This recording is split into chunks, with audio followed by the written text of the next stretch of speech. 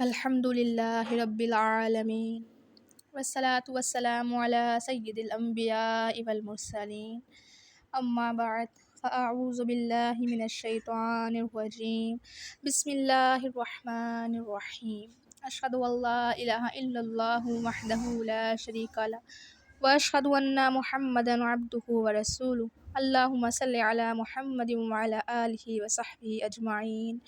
السلام علیکم ورحمۃ اللہ وبرکاتہ۔ نماز تراویح آج انشاءاللہ تفصیلاً ڈسکس کریں گے احادیث کی روشنی میں۔ نماز تراویح 8 رکعتیں یا پھر 20 رکعتیں، فرقہ واریت کی لعنت سے بالا تر ہو کر انشاءاللہ آج اس ٹاپک پر تفصیلی گفتگو کریں گے۔ قیام اللیل جسے عرف عام میں تراویح کہا جاتا ہے، یہ ایک بہت اہم مسئلہ ہے۔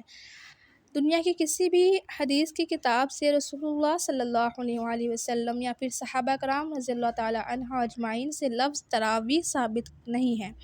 لفظ تراویح سے ہمیں کوئی مسئلہ نہیں ہے، محدثین نے یہ لفظ استعمال کیا ہے لہٰذا جائز ہے۔ اور سب سے بڑی بات اس کی یہ ہے کہ جو تراویح کا لفظ ہے یہ زیادہ تر رمضان کے لیے یوز ہوتا ہے۔ رمضان المبارک میں تراویح کا لفظ یوز ہوتا ہے، لوگ تراویح کے لیے بہت زیادہ جوش و خروش سے اہتمام بھی کرتے ہیں، اس لحاظ سے یہ بہت اچھی بات ہوتی ہے۔ اور اگر اس کا ہم لفظ اس لیے استعمال کر لیں کہ لفظ تراویح جو ہے وہ ہماری پچھلے رمضان کی بہت ساری یادیں تازہ کرتی ہیں، بٹ جو تراویح ہے یہ پورا سال ہی نبی علیہ السلام سے پڑھنا ثابت ہے۔ وہ کیسے یہ آپ کو آگے انشاءاللہ حدیث سے ثابت ہو جائے گا، قرآن و حدیث کی روشنی میں اس پر نظر ڈالتے ہیں۔ محدثین نے یہ لفظ استعمال کیا ہے لہٰذا جائز ہے، لیکن سنت لفظ قیام اللیل ہے، یعنی رات کا قیام۔ سنت لفظ کو عام کریں۔ قیام اللیل کے حوالے سے حنفی دیوبندی اور حنفی بریلوی ان کا موقف سیم ہے، جبکہ اہل حدیث اور اس معاملے میں اختلاف ہے۔ اسی طرح اہل تشیع اور اہل سنت کے درمیان بھی اختلاف پایا جاتا ہے۔ انشاءاللہ آج ہم فرقہ واریت کی لعنت سے بالاتر ہو کر حق بات کریں گے۔ سب سے پہلے حدیث کی جو ٹرم ہے، 3 چیزوں کا ایک ہی نام ہے جو حدیث میں ہے، جس کا ایک ہے قیام اللیل، سیکنڈ تہجد، تھرڈ وتر، اور آخر میں تراویح جو بعد میں لفظ مشہور ہوا۔ یہ ساری نماز ایک ہی نماز ہے۔ نماز تہجد، وتر، قیام اللیل، تراویح، یہ ساری نماز ایک ہی نماز ہے۔ اس میں سیم چیزیں پڑھنی ہوتی ہیں، کوئی بھی اس میں جو ہے اختلاف نہیں پایا جاتا کہ اس میں ہم کچھ دوسری صورت پڑھیں گے اور تراویح میں دوسری، تہجد میں، ایسا نہیں ہے، سیم نماز ہے، یہ کوئی مختلف نمازیں نہیں ہیں، اور تمام محدثین اس پر متفق ہیں۔ اور اس لیے امام بخاری رحمۃ اللہ علیہ جو قیام رمضان جو تراویح کا چیپٹر باندھا ہے، امام بخاری جو تھے محدث سے بہت بڑے عالم اسلام کے، اس میں ایک ہی طرح کی حدیث لے کر آئے ہیں، صرف یہ بتانے کے لیے کہ یہ کوئی مختلف نمازیں نہیں ہیں۔ تہجد یعنی قیام اللیل رسول اللہ صلی اللہ علیہ وآلہ وسلم پر فرض تھیں، یہ ہم ثابت کرتے ہیں آپ کو سورہ اسراء سبحان اللہ یعنی 15ویں پارے میں آیت نمبر 79 کہ رات کے کچھ حصے میں تہجد کی نماز میں قرآن کی تلاوت کریں۔ یہ اللہ رب العزت اپنے محبوب سے فرما رہے ہیں، یہ زیادتی آپ کے لیے ہے، عنقریب آپ کا رب آپ کو مقام محمود پر کھڑا کرے گا۔ سبحان اللہ۔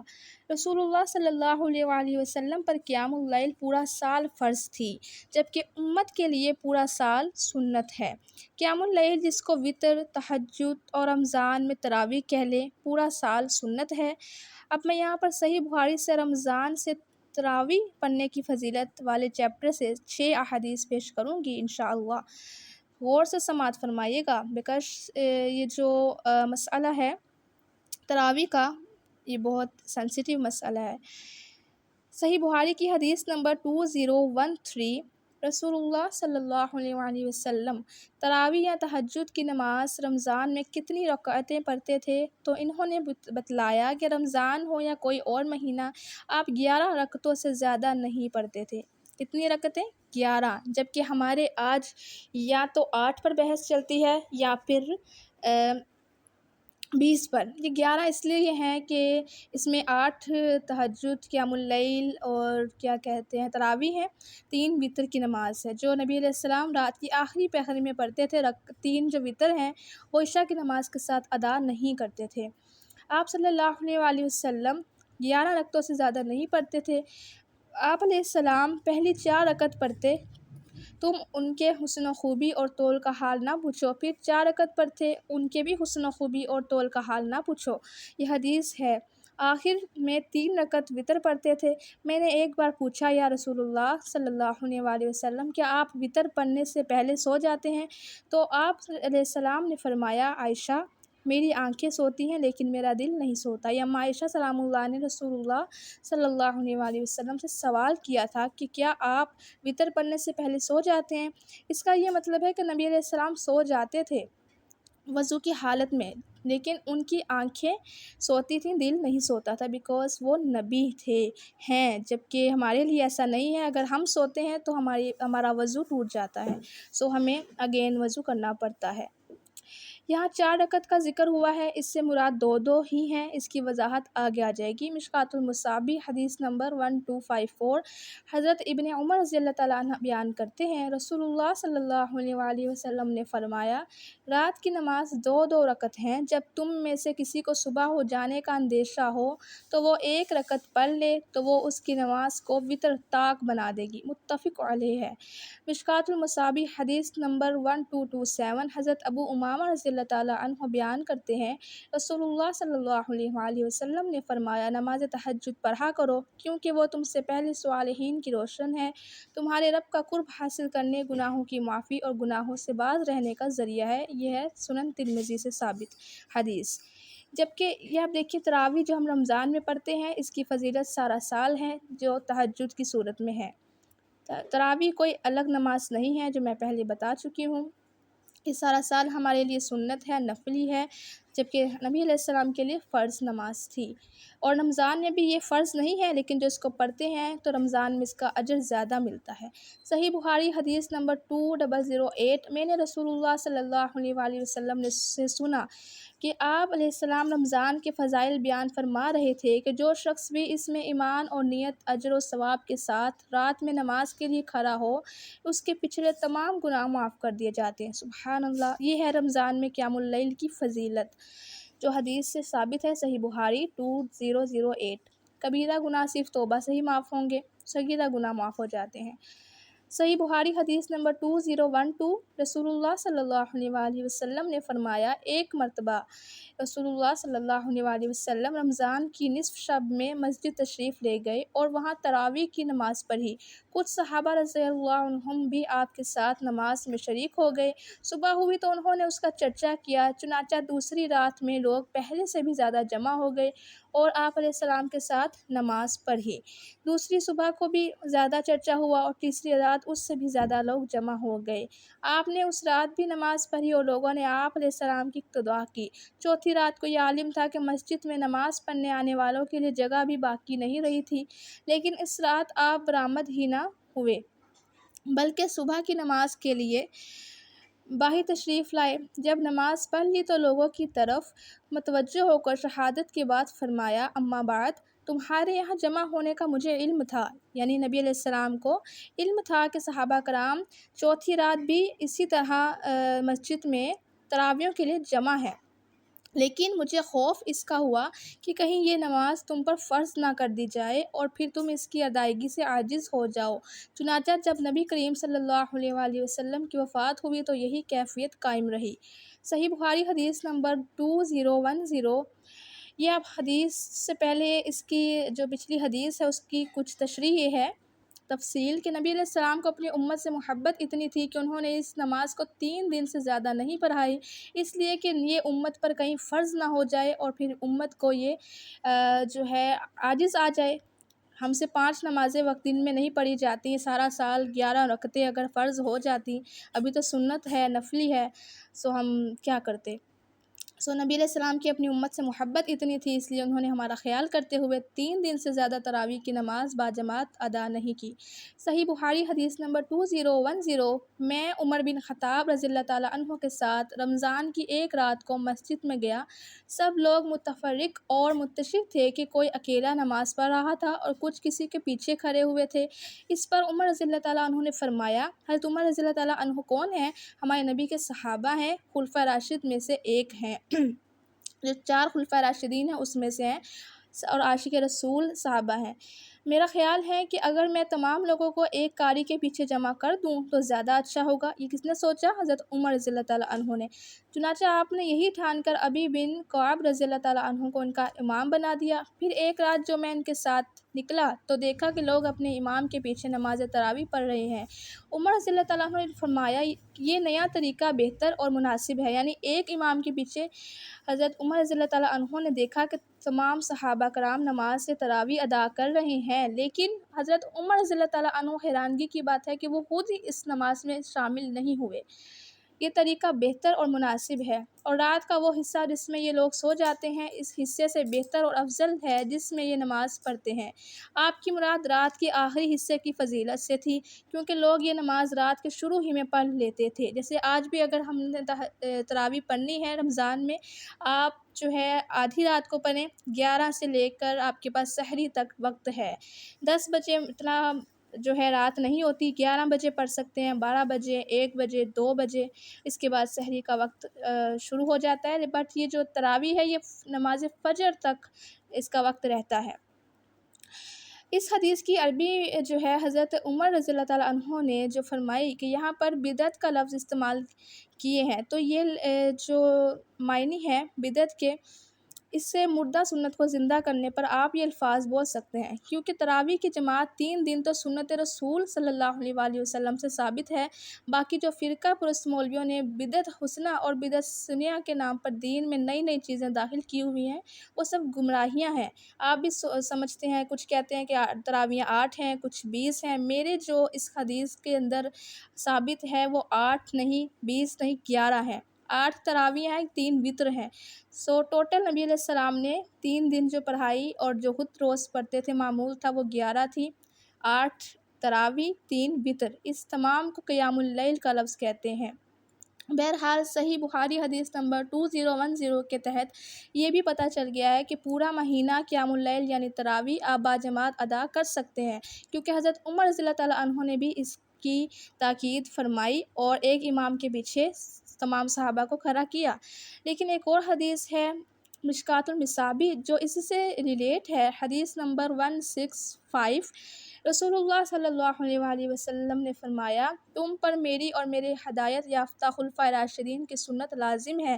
یہ خلفائے راشدین کون ہے جو میں نے بتایا آپ کو؟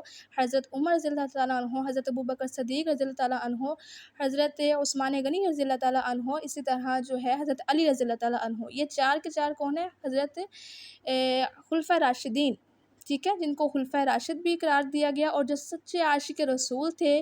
تو نبی علیہ السلام نے کیا فرمایا کہ تم پر میری اور میرے ہدایت یافتہ خلفائے راشدین کی سنت لازم ہے، لیکن بعد جماعت نماز تراویح صرف جائز ہے، کیونکہ صحیح بخاری حدیث نمبر 2010 کے آخری الفاظ میں توجہ دیں، اور رات کا وہ حصہ جس میں یہ لوگ سو جاتے ہیں اس حصے سے بہتر اور افضل ہے جس میں یہ نماز پڑھتے ہیں۔ آپ کی مراد رات کے آخری حصے کی فضیلت سے تھی، کیونکہ لوگ یہ نماز رات کے شروع میں ہی پڑھ لیتے تھے، رات کو سو جاتے، پھر آخری پہر اٹھ کر نماز پڑھنا ان تراویح سے افضل ہے۔ اور دوسری بات، حضرت عمر رضی اللہ تعالیٰ عنہ نے خود ان کے ساتھ باجماعت تراویح نہیں پڑھی، جیسا میں نے اوپر عرض کیا۔ اس کے سپورٹ میں حدیث ہے کہ صحیح مسلم حدیث نمبر 1163، آپ صلی اللہ علیہ وآلہ وسلم نے فرمایا، فرض نماز کے بعد سب سے افضل نماز آدھی رات کی نماز ہے، جسے قیام اللیل کہتے ہیں، جسے ہم تہجد کہتے ہیں، تراویح کہتے ہیں، اور اسی میں وتر شامل ہیں۔ اور یہ ایک اور حدیث بھی ہے کہ نبی علیہ السلام نے فرمایا، وتر کی نماز کو سب سے آخر نماز بناؤ، اس لیے سب سے آخر میں ہمیں تہجد پڑھنے کے بعد وتر پڑھنے چاہیے، نہ کہ عشاء کے بعد۔ عشاء کے بعد وتر پڑھنا سنت نہیں ہے۔ مشکوٰۃ المصابیح حدیث نمبر 1223، حضرت ابو ہریرہ رضی اللہ تعالیٰ عنہ بیان کرتے ہیں، یہ بھی صحابہ کرام ہیں، کہ رسول اللہ صلی اللہ علیہ وسلم نے فرمایا ہر رات جب آخری تہائی رات باقی رہ جاتی ہے تو ہمارا رب تبارک و تعالیٰ آسمان دنیا پر نزول فرماتا ہے اور پوچھتا ہے کوئی ہے جو مجھ سے دعا کرے میں اس کی دعا قبول کروں، کوئی ہے جو مجھ سے مانگے میں اسے عطا کروں، اور کوئی ہے جو مجھ سے مغفرت طلب کرے تو میں اسے بخش دوں۔ متفق علیہ حدیث ہے۔ اور مسلم کی روایت میں ہے پھر وہ اپنے دونوں ہاتھ پھیلا کر فرماتے ہیں کوئی ہے جو عطا کرنے والا سخی اور انصاف کرنے والے کو قرض عطا کرے۔ یہ سلسلہ جاری رہتا ہے حتیٰ کہ فجر طلوع ہو جاتی ہے۔ جیسا میں نے آپ سے پہلے عرض کیا کہ جو یہ نماز ہے قیام اللیل، اس کا وقت فجر طلوع ہونے تک رہتا ہے، اور اس میں جو دعا آپ مانگتے ہیں، آج یہ رمضان کا مہینہ ہے، تراویح پڑھنے کے بعد اللہ سے خوب دعا مانگے اور اس پورا سال بھی مانگے، اللہ پاک اس وقت تہجد کے وقت دعا کبھی رد نہیں کرتا اور اللہ پاک وقت مغفرت فرما دیتا ہے اس وقت۔ اور اوپر جتنی بھی گفتگو ہوئی ہے اس حوالے سے دو رزلٹ نکلتے ہیں۔ نماز عشاء کے ساتھ ہی قیام اللیل کر لیا جائے، اور اس سے افضل یہ ہے کہ رات کی آخری پہر میں جماعت کے ساتھ قیام اللیل کیا جائے، یعنی تراویحوں کا جو آپ نے سلسلہ ہے جو ہم سب کرتے ہیں، مدرسے میں بھی جاتے ہیں، گھر میں بھی جاتے ہیں، لیکن دیکھیے نفلی جو نماز ہے وہ افضل گھر میں ہے، عورت کی نماز بھی افضل گھر میں ہے، اور نفلی نماز خود نبی علیہ السلام گھر میں ادا کیا کرتے تھے، اور جو اس کے علاوہ فرض نماز تھی وہ مسجد میں جا کر باجماعت ادا کیا کرتے تھے۔ اگر آپ کے گھر میں ایسی خواتین ہیں جو ایک ساتھ کھڑے ہو کر امامت نہیں کروا سکتا کوئی، ایک ساتھ کھڑی ہو کر اگر وہ پڑھنا چاہیں وہ پڑھ سکتی ہیں، بیکاز عورت امامت نہیں کروا سکتی، عورت کو یہ حق نہیں۔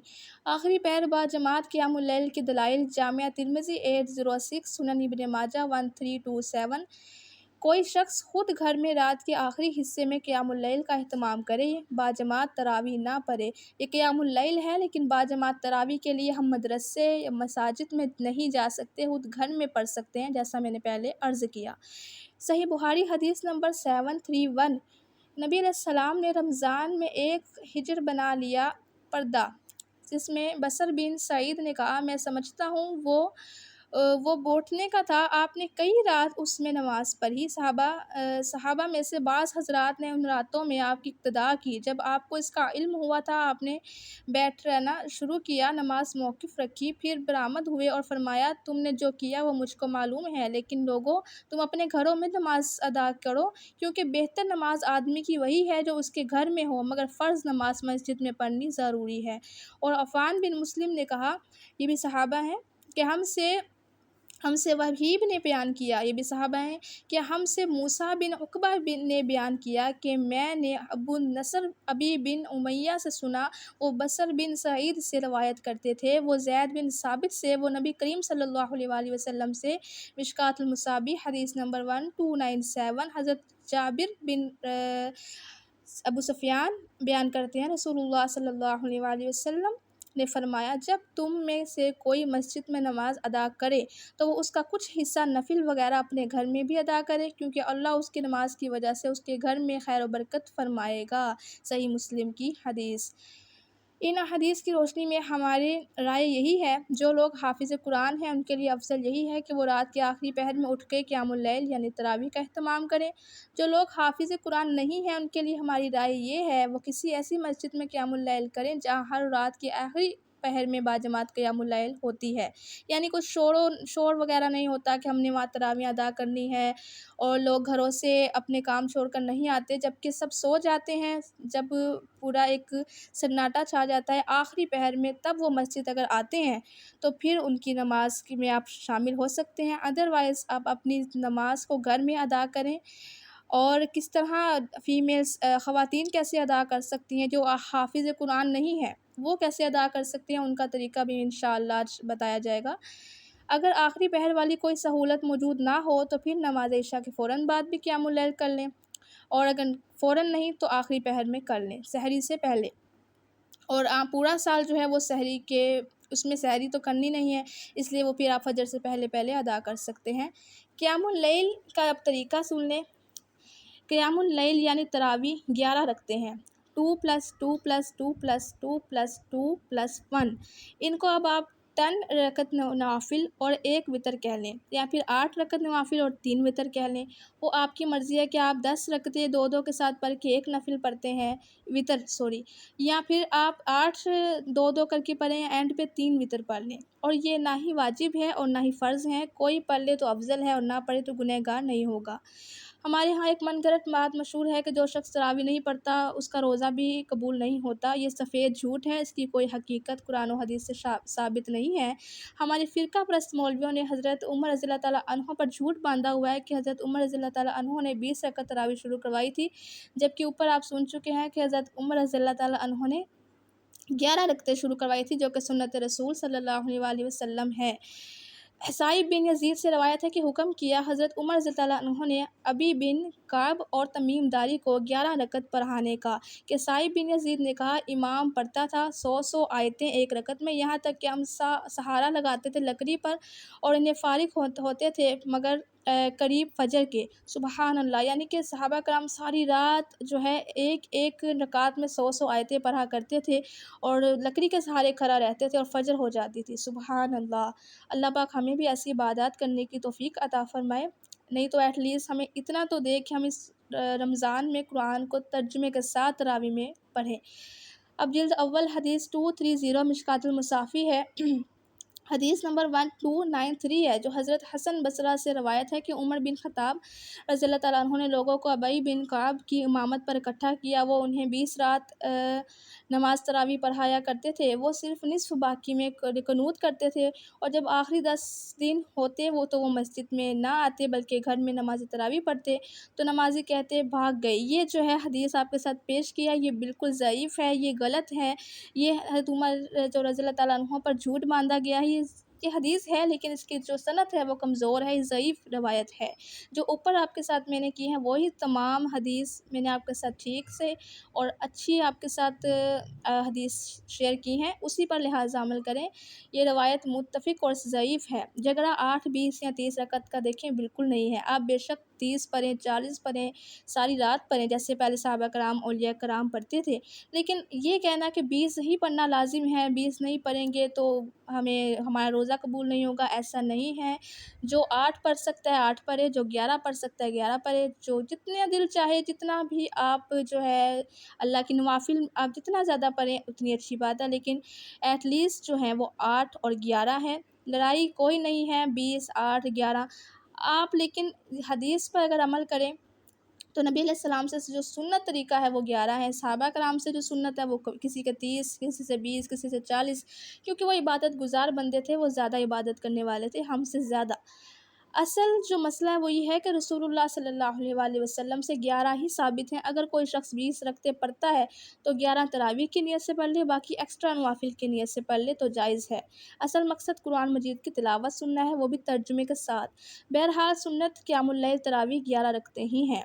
اب جامعہ ترمذی سے حدیث ہے، حدیث نمبر 806، ہم نے رسول اللہ صلی اللہ علیہ وآلہ وسلم کے ساتھ صیام رمضان رکھے تو آپ نے بھی ہمیں تراویح نہیں پڑھائی، یہاں تک کہ رمضان کے صرف 7 دن باقی رہ گئے تو آپ نے فرمایا 7 قیام کیا، یعنی تہجد پڑھی، یہاں تک کہ 1/3 رات گزر گئی۔ پھر جب 6 راتیں رہ گئیں تو آپ نے ہمارے ساتھ قیام نہیں کیا، یعنی تہجد نہیں پڑھی، اور جب 5 راتیں رہ گئیں تو آپ نے ہمارے ساتھ قیام کیا، یعنی تہجد پڑھی، یہاں تک کہ آدھی رات ہو گئی۔ تو ہم نے آپ سے عرض کیا اللہ کے رسول، اگر آپ اس رات کے باقی معدہ حصے میں بھی حصہ ہمیں نفل پڑھاتے رہتے تو بہتر ہوتا۔ آپ نے فرمایا جس نے امام کے ساتھ قیام کیا یہاں تک کہ وہ فارغ ہو جائے تو اس کے لیے پوری رات کا قیام لکھا جائے گا۔ پھر آپ نے ہمیں نماز نہیں پڑھائی، یہاں تک کہ مہینے کے صرف 3 دن باقی رہ گئے، پھر آپ نے ہمیں 27ویں رات کو نماز پڑھائی اور اپنے گھر والوں اور اپنی عورتوں کو بھی بلایا، آپ نے ہمارے ساتھ قیام کیا، یہاں تک کہ ہمیں فلاح کے جھوٹ جانے کا اندیشہ ہوا۔ راوی کہتے ہیں میں نے پوچھا فلاح کیا چیز ہے، تو انہوں نے کہا سحری ہے۔ امام ترمذی کہتے ہیں یہ حدیث حسن صحیح ہے۔ اس باب میں عائشہ صدیقہ سلام اللہ، نعمان بن بشیر اور ابن عباس رضی اللہ تعالیٰ عنہم سے احادیث آئی ہیں رمضان کے قیام کے سلسلے میں۔ اہل علم کا اختلاف ہے، بعض لوگوں کا خیال ہے کہ وتر کے ساتھ 41 رکعتیں پڑھے گا، یا خیال ہے کہ وتر کے ساتھ 41 رکعتیں پڑھ لے۔ اہل مدینہ کا قول ہے، ان کے نزدیک مدینے میں اس عمل پر ابھی تک جاری ہے، اور مکہ میں جو ہے 20 رکعتیں پڑھائی جاتی ہیں۔ اور مدینے میں بھی 20 پڑھائی جاتی ہیں، ادروائز تمام سعودی عربیہ میں 11 رکعتیں پڑھائی جاتی ہیں ایک امام کے پیچھے۔ یہ سارا مسئلہ تھا جو میں نے آپ کے ساتھ احادیث کا شیئر کیا ہے۔ امید کرتی ہوں کہ آپ کو اس تمام احادیث کی سمجھ آ گئی ہوگی۔ اب حدیث کو ہم اگر بیان کر چکے ہیں، اب چھوٹی سی تفصیل یہ ہے جس طرح طریقہ بتا سکتی ہوں میں آپ کو، بیکاز آپ نے تعداد جاننی کہ 8 ہیں، 3 وتر ہیں، 11 رکعتیں پڑھنی ہے۔ آپ آدھی رات کو بھی پڑھ سکتے ہیں اور جو ہے رات کے آخری پہر میں بھی پڑھ سکتے ہیں۔ یہ نماز سنت ہے، نفلی ہے، اس کو اگر ہم نہ پڑھیں تو گناہ نہیں ہے، پڑھیں تو ہمیں اجر ملے گا اور اس میں دعائیں قبول ہونے کا ذریعہ ہے۔ اور جتنی بھی اس کی فضیلت ہے آپ کے ساتھ میں نے احادیث کی روشنی میں، احادیث کی ٹرم میں شیئر کی ہیں۔ اسی کے ساتھ گھر میں جو خواتین ہیں وہ ایک ساتھ اگر ایک صف بنا کر پڑھ سکتی ہیں ایک بلند آواز میں، اگر کوئی حافظ قرآن گھر میں موجود ہے، نہیں تو اپنے کمرے میں تنہائی میں بھی کوئی عورت پڑھ سکتی ہے۔ مسجد جانا افضل نہیں ہے، گھر کی نماز افضل ہے نفلی۔ ادروائز پڑھنے کا طریقہ جو حافظ قرآن نہیں ہے وہی سمجھتے ہیں اور کہ ہم نماز میں کیا پڑھیں، ہمیں سورہ اخلاص کے علاوہ کوئی صورت ہی نہیں آتی، ہم کیا کریں، تو وہ یہ کرے کہ آپ ایک سائڈ ٹیبل پر قرآن پاک رکھ لیں۔ سب سے پہلے نیت کریں 2 نفل کی، اور نیت کرنے کے بعد سورہ فاتحہ پڑھیں، فاتحہ کے بعد آپ قرآن اٹھائیں۔ قرآن کی طرف نظر کر کے آپ قرآن اٹھا سکتے ہیں، قرآن کو دیکھ سکتے ہیں، اس کو ترجمے کے ساتھ بلند آواز میں بھی پڑھ سکتے ہیں اگر آپ کے ساتھ کوئی پڑھ رہا ہے، اور آہستہ آواز میں بھی پڑھ سکتے ہیں۔ ایٹ لیسٹ اتنی آواز میں تلاوت کریں آپ کے کان آپ کی تلاوت سن سکیں، اسے کہتے ہیں تلاوت۔ اس طرح کریں۔ پھر آپ جب رکوع میں جانے لگیں وہ اپنا سائڈ ٹیبل پر قرآن واپس رکھ دیں، آپ رکوع کریں، سجدہ کریں، پھر کھڑے ہو جائیں، پھر قرآن کو پکڑیں، بیکاز قرآن ہی تو ہم نماز میں پڑھتے ہیں، اس میں قرآن پکڑنا بے شک گناہ نہیں ہے۔ آپ ادھر ادھر نہیں دیکھیں گے، جسٹ قرآن پکڑیں گے، قرآن کو دیکھ کے پڑھیں گے، وہ واپس سائڈ ٹیبل پہ رکھ دیں گے، اور پھر سجدہ، پھر قیام، اسی طرح سے ہوگا۔ امید کرتی ہوں آپ سب کو میرے اس لیکچر کی سمجھ آ چکی ہوگی۔ پھر بھی کوئی اگر کویشچن رہ جائے میرے جو ذہن میں نہیں آیا، میرے ذہن میں جتنی باتیں تھیں آپ کے ساتھ شیئر کی ہیں کہ تراویح کا لفظ قیام اللیل ہے، عربک میں سنت رسول سے 11 رکعتیں ثابت ہیں اور آخری رات کو ثابت ہیں، باجماعت ثابت نہیں ہے، اور جو حافظ قرآن نہیں ہے وہ قرآن سے دیکھ کر پڑھ سکتا ہے اور ترجمے کے ساتھ پڑھنا افضل ہے۔ قرآن جو ہے وہ یہ ضروری نہیں ہے کہ آپ رمضان المبارک میں بے شمار قرآن کو مکمل کریں، ایسا نہیں ہے۔ قرآن آپ بے شک ایک مکمل کریں، لیکن تراویح میں کوشش کریں ترجمے کے ساتھ پڑھیں تاکہ آپ کو یہ پتہ چلے کہ اللہ رب العزت ہم سے کیا فرما رہے ہیں۔ الا البلاغ المبین۔ جزاک اللہ خیر۔ السلام علیکم ورحمۃ اللہ وبرکاتہ۔